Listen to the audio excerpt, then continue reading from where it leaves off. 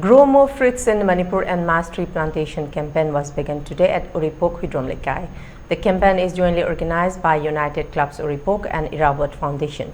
During the campaign, numerous trees of fruitful will be planted along the Nambul River bank from Uripok Gandhi Ghat to Nauremthong Bazaar. In this regard, KH Gopen Luang, president of Irawat Foundation, expressed that trees are taking crucial roles to maintain our environment.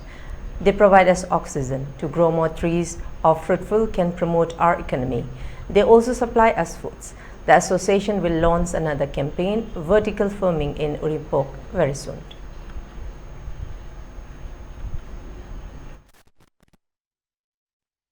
Sampra komla bokta khoini tamelong da phangiba kazai da phangiba singse si leina mapandagi ngasidi komla sampra singi hai ngai leitan pusalakpa singji kitarasu mateng mi sinjakta mi paldangdana iramdam sida saba phangnabagi pandam da tawbani aduga amarom dana khoigi sigi mafam si yamna urban oiba directly Uripok haragadi mayon imphal mayon oibanina urban sida khoina farming tawbam sangi urban farming ana khoina Irawat Foundation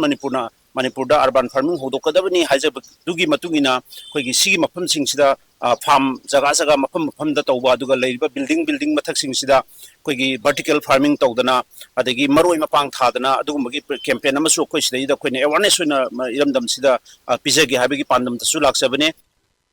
khoigi nambul to akoina kari maramgi nambul torbanda uhei sing asi thari bano hai kan sida ngasagi akoi uhei si u singje torban singsida ngasagi u natab atopa atai ingkhol kari kra questionakpa adagi di fatta hokti langsan bomorakpa sumba singsida ngasagi turian si ising chawkpa kan sida soil erosion thoktana lairai ningai ba khotpa sing tobose asi khara dosu kannabai damakta akogi u ji thaba targadi u ji gi mara sina lairai singachi fajalaga lairai ningai bidaisu kanba adagi akogi uhei ju chaba sida su natana hujkan gi inkalak leba angang singsi sajel ji tawdre amta aduna ngai u phajaba cherei gumba kero gumba thabududi mitna yengbadadi fajai aduga madugi kanabudi ka oxygen budi piragasu madudi hena kanabudi ka hena fangde aduna ngai angang singsu masa mau phana leragadi ngai haino ma kai ma pan targadi karaga hekpa haije exercise makalam newa